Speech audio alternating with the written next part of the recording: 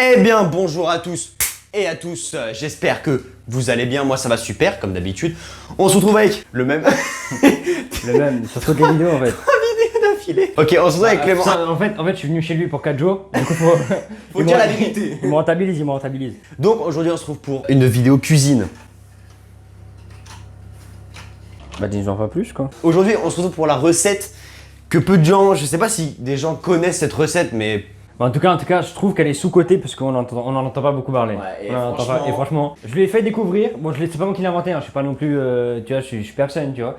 Mais en mode, je lui ai fait découvrir et depuis, il kiffe ça de ouf. C'est vraiment bon. On se retrouve pour la recette des cannelloni au pesto. Voilà. Tu vas me dire qu'est-ce que c'est donc? Donc c'est cannelloni fourré, c'est bizarre, avec de la viande hachée au pesto, gruyère, mozzarella, béchamel. Donc je vais vous donner les ingrédients, c'est en fonction de vous, c'est vraiment, à part pour la béchamel, c'est vraiment la viande, vous en prenez environ comme, enfin, le nombre de grammes. Proportionnellement par rapport au nombre de personnes qui restent manger. Voilà. Nous on est deux, mais on mange plusieurs fois, donc là on a combien? 750 grammes précisément. 750 grammes de viande hachée. Et là, exactement. L'école, excellent. Et là, on doit avoir une bonne vingtaine, voire un peu moins, une bonne vingtaine de cannelloni. Il y a un paquet et on avait un autre paquet, il en restait 3, mais après, voilà, après on verra au moment du dressage en fonction des personnes. Voilà. Ensuite, nous avons une mozza entière, un peu de gruyère, donc ça c'est encore à l'œil nu, enfin vous, voilà. Et un peu de parmesan aussi. Un peu de parmesan, ça peut être pas mal, voilà. Là, il est pas là, mais ensuite, pour la béchamel, il vous faudra 1 litre de lait, 70 grammes de beurre et 70 grammes de farine. Rien de plus simple, et c'est tout. Et il n'y a que ça, après c'est le poivre pour l'assaisonnement, vous connaissez les bails. Et aussi du pesto. Évidemment, on n'a pas beaucoup sinon c'est pas des cannelloni au pesto. Donc, nous allons faire, cette vidéo va être coupée en 3 parties. Donc la partie, on va préparer la viande, comment ça s'appelle? On va préparer la viande. On va préparer la viande avec la pesto et l'assaisonnement, etc. Nous allons préparer aussi la béchamel et ensuite on va tout mettre et mettre au four. Et ben on est parti pour la partie 1. Ok, donc on est parti pour la viande hachée. Donc ça va être simple, c'est viande hachée pesto, sel, poivre et on va travailler ça avec les mains. Voilà. Donc, moi je m'occupe de la viande. Voilà. Et Antonin il s'occupe de la béchamel. Et après. moi je vais m'occuper de la béchamel. Donc déjà, on se lave les mains toujours, je vais y aller parce que je l'ai pas fait. Toujours, il faut bien se laver les mains. Et ça, Covid, pas Covid, je veux rien entendre, c'est toujours lavage de mains, on est un peu propre sur soi-même, on se respecte, on vient du monde extérieur, c'est dangereux. On se lave les mains toujours. Donc, on malaxe. On va venir rajouter donc sel, poivre et ensuite le pesto. Ou l'inverse, je sais pas.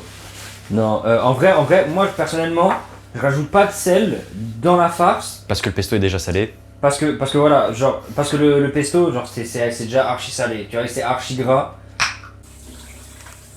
Tac, donc on vide bien le pot, hein. Surtout que nous on a beaucoup de viande. On a beaucoup de viande, du coup bah on vide le pot, mais s'il n'y a pas beaucoup de viande, ça sert à rien de le vider, hein. Autant mettre la moitié. Après c'est en fonction de si vous aimez beaucoup le pesto ou pas quoi. Ouais. Hop, c'est pas perdu évidemment, on gaspille rien. Rien ne se perd, rien ne se crée, tout se transforme, j'ai envie de te dire. Et on va citer ce bon vieux Descartes, parce que voilà. Ouais. Donc là, faut pas avoir peur d'y aller, on y va avec les deux mains, et on y va et ça mélange. Yes. Tac, c'était pas très ouf hein, en termes de sensations. Et de contenu, hein. Et de contenu non plus, hein, voilà. Mais ce sera en x2.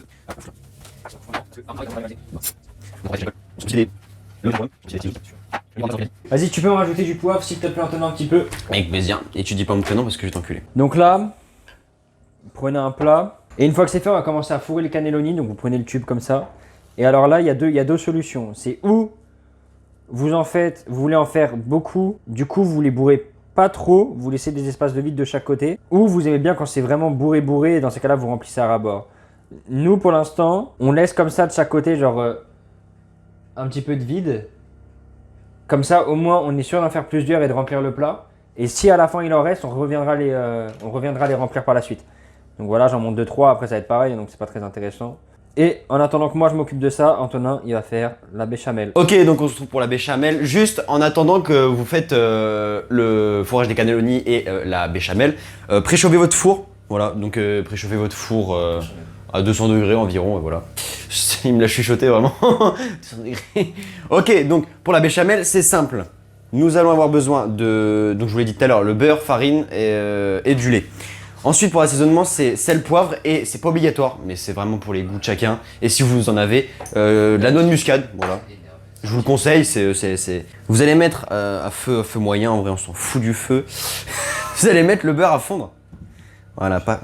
Donc le principe, ça va être juste de le faire fondre et ne pas... Et ensuite, quand il sera fondu, vous incorporerez la farine, bien évidemment. Ok, donc dès que le beurre il est fondu, attention à ne pas le faire cuire, vous rajoutez la farine. Voilà. Et là, il va falloir être physique. Il va falloir bien mélanger. Voilà, donc après, normalement, vous devrez avoir une pâte un peu jaune comme ça, voilà, un peu liquide. Voilà, et à ce moment-là, vous rajoutez le lait entièrement, hein, mais à petite dose. Voilà.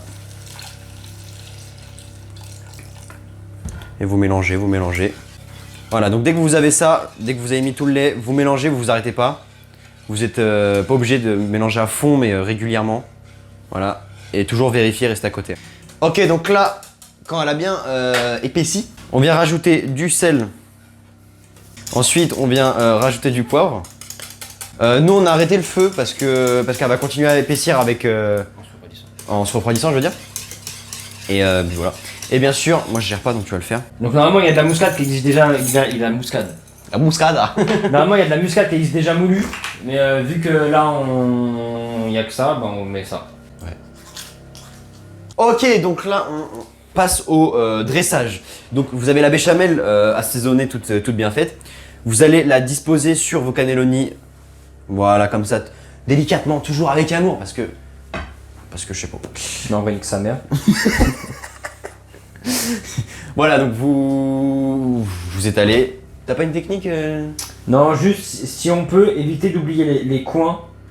Parce que moi, ça m'est arrivé plusieurs fois. Et en mode, après, elles sont sèches les pâtes et du coup, ça croque et ça nique les dents. Ensuite, on vient saupoudrer de gruyère râpée. Donc dessus, vous mettez ce que vous voulez. Hein. Nous, on met emmental râpé, mozzarella et parmesan. Et bon, c'est à votre guise. Hein. Si vous voulez mettre que du emmental râpé, vous mettez que de ça. Donc maintenant, on va passer À la cuisson. alors à la cuisson de ces plats. Donc nous, on a fait 2 plats parce que il est pas assez grand, c'est tout. Donc voilà. Et on va le mettre au four et c'est la durée, c'est comme vous le faites. En fait, c'est à l'œil nu. Nous, on le fait à l'œil, par exemple. Parce que Quand nous, c'est bien gratiné, frérot. ouais, voilà, quand c'est bien gratiné. Et puis, ça sera tout bon. C'est tout bon.